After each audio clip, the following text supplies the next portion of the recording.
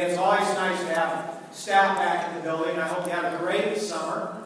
A couple of things. First off, I would say thank you to Andrew for getting this set up. I hope you like the new sound system in the Heddleham Center. It's about $65,000, I think, is what that cost to put in. We have great programs in here, whether it's music, whether it's vocal or instrumental, and then our drama department. So you'll have an opportunity to really hear it better, and it should be just enhance the experience that much more. I also know we have a number of people in here I don't recognize this morning, besides you, as I get started today. John Francis, are you here? You were here. Would you stand up, please? Yeah, we're not going to leave you behind.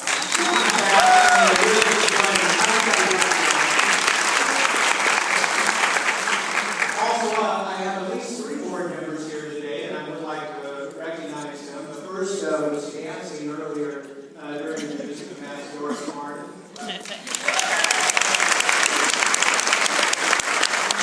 I'd always like you say something. Well, number one, I was dancing because I'm not back, no.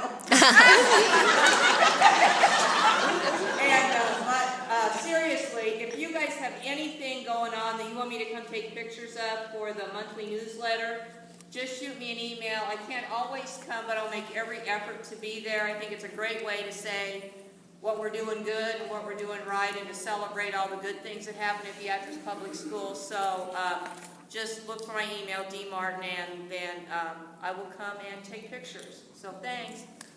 Oh, I have something else. Oh, I'm also doing a thing that if you graduated from Beatrice High School, or if you've taught here a long time and know of somebody, I want to feature a graduate of Beatrice High School that's gone on to do really good things. We've got a new theme going on this year, so if you know of somebody, if you could send me their name, possibly an email, I'll be glad to then get a hold of them. But one of your teachers, Ben Essam, shared his brother's email, and so we'll see his story in the next issue of The Beat. So thank you. Have a great school year. We will have a little bit more about that. I've got 3 items I'm going to want to discuss with you today, and one of them ties right into Doris's comment there. I have Janet Myers, board member here. And our board president is here today. I have Lisa Bieber here. I didn't see any of the others come in. If you are a board member here, if you would stand up and just so I would recognize you, that'd be great. With that, at least this morning, I also saw that our mayor was here to stand for it. Stands back there. If you give him a round of applause. Thank you very much for being here. We appreciate that. And then I would be amiss if I didn't recognize, I think we've had a number of part of our grandparents, the people who come in, read to our kids and do those. If you're here, would you stand? And so there's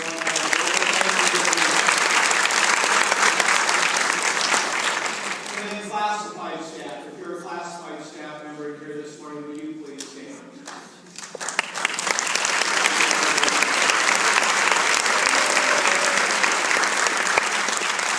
What I will tell you with that is it takes a complete and a whole group to make sure education is what it needs to be for our kids. I want to talk a little bit in the short time I have with you today on a couple of things, but this morning when I was in the office before I came, I was looking and I ran across the following quote, and it says, "Success isn't overnight. It's when every day you get a little better than the day before. It all adds up." Came off the EHA poster, John, just to put a plug in for you.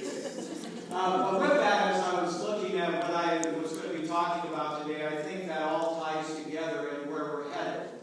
It's about little things. It's about things that accrue over time and add up to a big thing. So the 3 items I'm going to talk to you about today all tie directly to the strategic plan. And if you remember, the strategic plan came together almost 5 years ago now. We'll be updating that this fall with the Cambridge group. But the strategic plan came together when a group of community members, parents, some staff members, some administrators, and some board members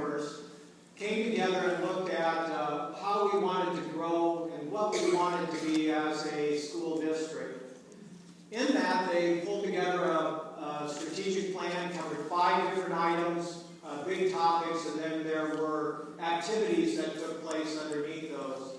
If you haven't had a chance to go on our website and look at that strategic plan, I would encourage you to do that, because what you're going to find with that is a couple of things. One is there were a lot of items on there, and we've accomplished almost every one of those. Two, it is the guiding document on how we move this district forward. So with that, if you want to know where we're going to be in the next 5 years, when the next strategic plan comes out, take a serious look at that, because that's going to guide where we're going to go. The 3 items I haven't talked about today that tie to that strategic plan, the first deals with observation and evaluation. About 2 years ago, we had a group start to come together of K-12 staff members, administrators, myself, and we really started to look at the evaluation, and I apologize, when I take my glass off, my head goes down, doesn't it? We started to look at the evaluation instrument. And what we know about that is a good evaluation instrument that talks about what our standards are as a district, what our expectations are for both teachers and administrators, and then has a scale that's kind of show people where they're at and how to improve, would really make a difference on how we get better. We have good people here. Everybody is working hard. The question is not working harder, it's being more strategic in how we do that. So we came together, we started to look at research.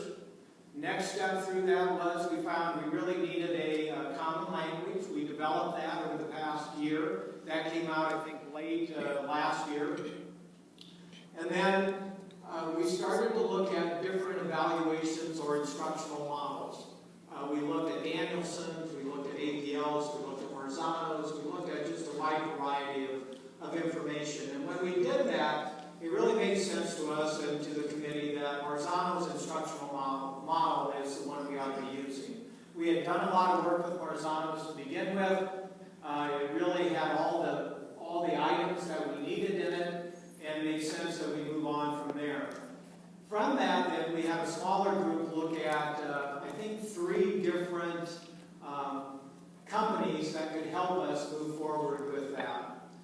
As we looked at those, we came to a realization that Learning Sciences, who does eye observation, makes the most sense. What we liked about eye observation, and what is also a big part of eye observation that we're a little going to have to ease into, is it's very comprehensive, and that's a good thing and a bad thing. There's a whole lot there, and we're going to have to figure out how we have a plan to kind of work it in slowly. But the other part is it has the other aspects of that really help us. It has the scales, so staff and administration can look at those scales and say, hey, this is where we are, this is how we improve. And it has video and other information that can help staff look at things and decide how to improve. At the end of last year, Jackie and I went out to all buildings, and we spent some time talking about our professional development plan. And we talked about over the next 3 years, we're going to look at instruction, curriculum, and evaluation. All 3 of those are tied together. I look at the work with eye observation and our evaluation to be kind of a 3-year process. We'll be looking to phase that in. I don't want to get in a lot of detail about it because I know Jackie and us as a staff are going to be here all day Monday doing that, and she can do that so much better than I can. What I would want you to know about the process is just because we've implemented eye observation doesn't mean we're done.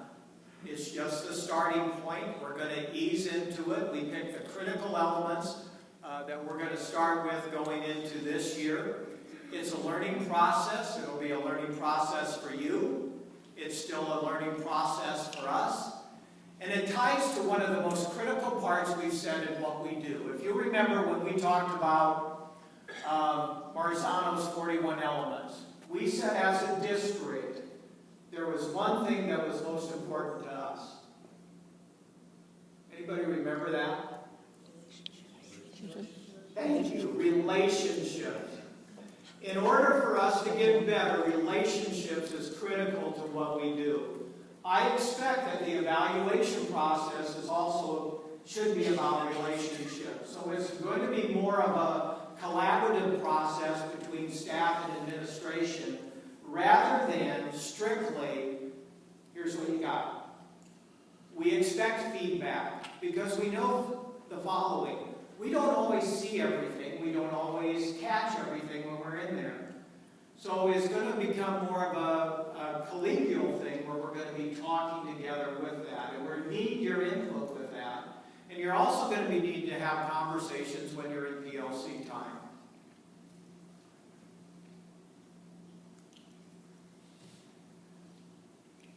Second one ties right to what Doris had mentioned earlier. One of the things that I think we take for granted as a district, and we don't do a very good job sometimes monitoring and latching hold of, is our brand. School districts have a brand whether you want to believe they do or not. And sometimes we don't always do the best job making sure we understand that and that we monitor that. Things like what Doris was talking about, taking pictures of the good things, getting the positive things about what's going on in our district out, is critical to us as a district, and I would encourage you to give her a call with that. I would also tell you, recognizing graduates and the positive things that they are doing now is another way to get our message out, right? Striving to be among the best in the nation, critical to what we do. And we ought to be focusing on what are things that we're doing to help us become among the best in the nation. So my hope would be that you would give Doris plenty of calls and that she would not have enough time to do her other 5 jobs because she was always out here. So.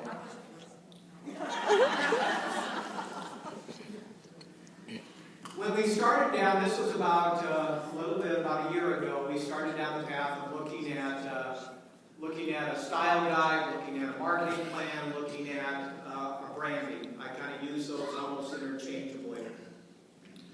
We got started there, had a committee of board member, we had administration, had classified staff member, had Debbie doing it at that time because Debbie takes care of the website, and now it'll be Danielle, she'll take care of that. But we started there, had a couple of companies come in and start to talk to us about what we needed to do. After we had those in, the group kind of took a step back, and I give them a lot of credit and said, you know, this is a good thing for the district. Why are we doing this as a community? So we took a step back. I got a hold of the chamber, got a hold of the city, contacted Engage and Main Street to see if they had an interest. Lo and behold, they have that same type of interest. Why aren't we doing this as a collective group? So we restructured, came back again, had a couple of presentations, met with, and one thing, Stan and I maybe have talked a little bit about this that I was so impressed with, actually had all the boards get together out of classics to kind of see the brand, talk about the brand, and I would tell you with maybe 1 or 2 exceptions, every board of every group was there. And it was really nice to see the unity of this community looking about how do we make Beatrice better. And we talked a little bit about the brand at that time. We made some tweaks to that. You're going to start to see that come out. We'll have probably a major event in the city somewhere come up where they'll talk about their brand with that. And the school is going to do a couple of things from a branding standpoint. We have an elementary activity scheduled, I think, later this month, and we'll talk more about that at the elementary level. But what I like about it is we've chosen colors, and you're right, orange is in that palette group, along with a gray. Black is always included, but you have kind of a maroon, you have a blue, and a green. And what you're going to start to see is, as things come out from the city and the other groups involved, is you'll see some similarities in color scheme, in things that, little logos that come out with things. So you're going to see some similarity. Now, from a school standpoint, what does that mean? Still the Orangeman, still going to use that same Orangeman logo, still going to use the O. We do have one new one that I really like. It's kind of a combination of the two. It's a shield with the O in it that I really like. It's kind of a nice little combination of both the old and the new. And we're still going to use our same slogan or our same motto, which is striving to be among the best in the nation. What you're going to see overall, though, is where we're headed as a community with that is the little motto with that is stake your claim. And I really like that because stake your claim is a kind of a respect to the old and to Homestead National Monument of America and the homesteaders and what goes on, but it also ties to the future and what we're about growth, about improving, and it also encourages those to stake their own claim. So you're going to start to see some of that come up too, and I know you'll see probably in the Beat and in some of the other little articles that maybe would be, how a former student staked their claim. And we're really going to start to tie those things together. So please be looking for that, and you'll see that start to come out as the year unfolds.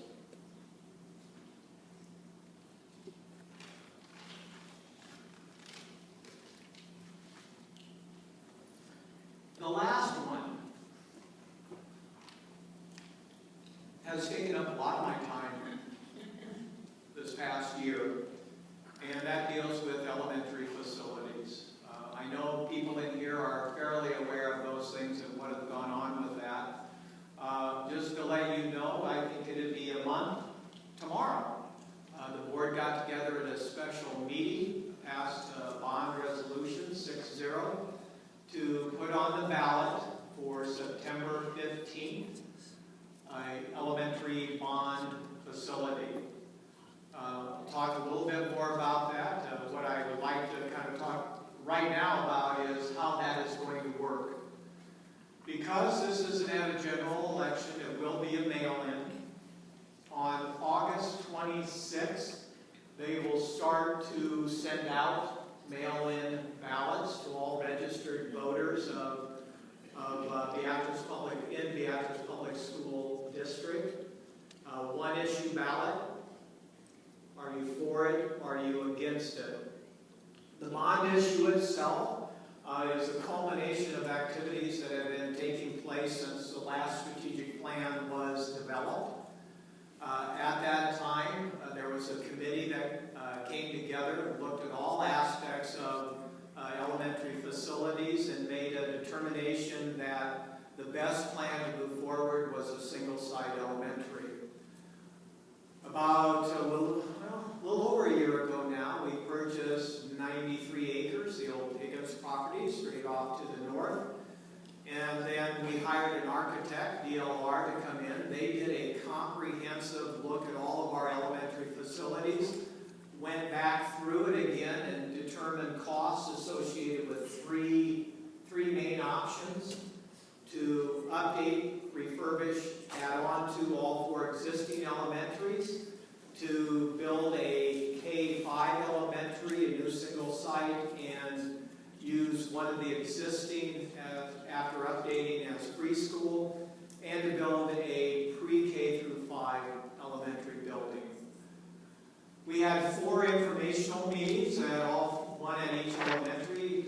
Had, I think, a better turnout than what was with the original committee. Still not as many people as I would have liked, but a nice representative group. Out of that, and after looking at everything that was done, the straw poll was I think it was about 65 or so percent, no, it must have been 75% went with the single-site elementary. Please don't quote me on the percentage, I can't remember exactly right now. We went back and then did a Google poll with our staff just to see where they were at. You were about 10 points higher than that in favor of. And then the citizen committee, after looking at it further, came back to the board and made that recommendation that we go with a single-site elementary. From our standpoint, I'm not worried about are you in favor, are you not? I'm worried about, I want people to have good information. People have to make up their own mind. People in here have to make up their own mind with that. But it's hard to make up your mind if you don't have the best information that's out there. So I've been trying to make sure that I send out to you information as it comes up, dealing with the elementary facility. The bond issue itself is $33.9 million for that facility. The bond length, we're looking at 25 years, looking to pay that off early. The levy increase over what it is now is 11.9 cents. So for someone who owned a $100,000 home, it would be a $119 increase in their taxes. Those are important things to keep in mind because I know who gets asked those questions when you're out there. You're out in the community. I really appreciate that a lot of you live in the Beatrice area. All of you shop in the Beatrice area. And I know when you're out and about, you're going to get those questions. So it's important for you to be informed. It's important for you to have good information. So when you're talking to people and they say, well, I heard that, let's just say, I heard that they're just going to let all 4 elementary buildings just sit. They don't have a plan for that. That isn't the case. We built into that budget enough money to tear down all 4 of those buildings if we can't find suitable people to purchase those. So the money is in that budget to get rid of those buildings, to demolish those, because we want to be good community members. And there's nothing worse than having old buildings sit there and deteriorate in a community. And we wouldn't want that to happen. But that might be a question that's out there. You know, it might be that, you know, the board is just planning not only to build an elementary but a middle school. Well, I think long term I would say yes. You know, we are going to build a middle school someday. But we made sure that we purchased enough property to do that.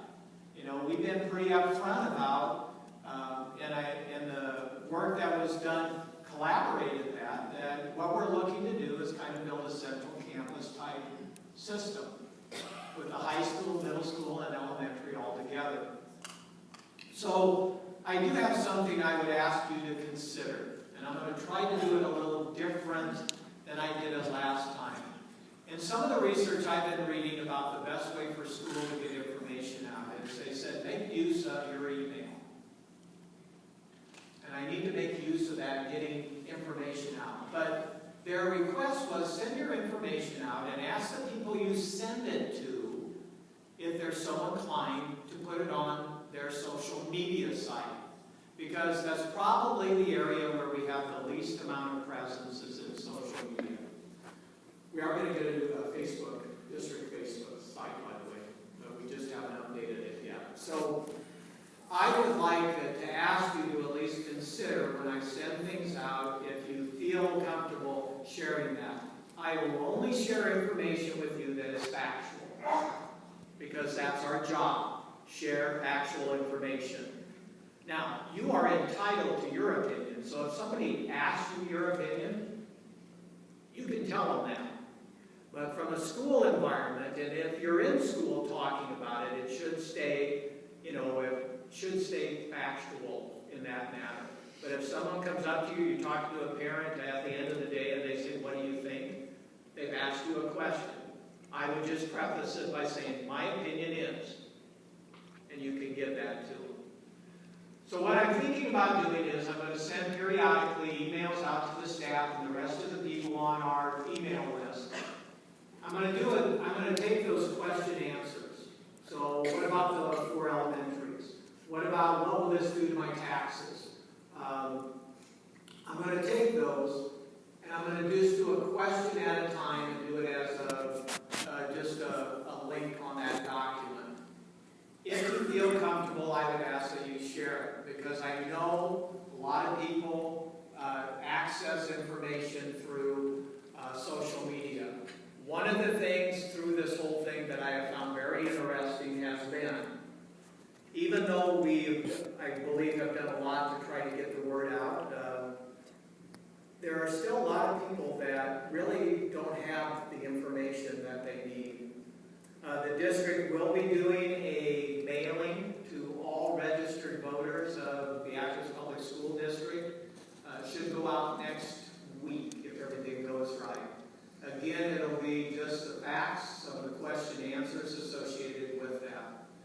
I've scheduled time over the next couple of weeks to be out in every building and want to have a little bit more intimate setting where I can answer any questions you might have. Only take about 15 minutes of your time. I think my first one is at middle school today at 1:15. So with that, I want to say first off, it is nice to have you back. Sometimes it's nice at the end of the year when everybody leaves and you have a little bit of time. However, it isn't long after that I go back and I look at this and I go, it's just not the same without people. Schools are made for people, they're made for kids, they're made for adults. And I just miss not having people around, miss not being able to go out to the buildings and see staff and kids. So from my standpoint, from the board, from administrators, we would say, welcome back, and looking forward to a great year. If you have questions about any of the things I talked about, please either email me, call me, ask me to come over. I pretty much will go anywhere, anytime to talk about school. I love school, it's what I do, and we want to make sure that you feel comfortable, your questions are answered, because you're the key people in this whole equation. Teachers are what make things happen in school. So with that, have a great year. And I think, what time are we supposed to have our next get-together?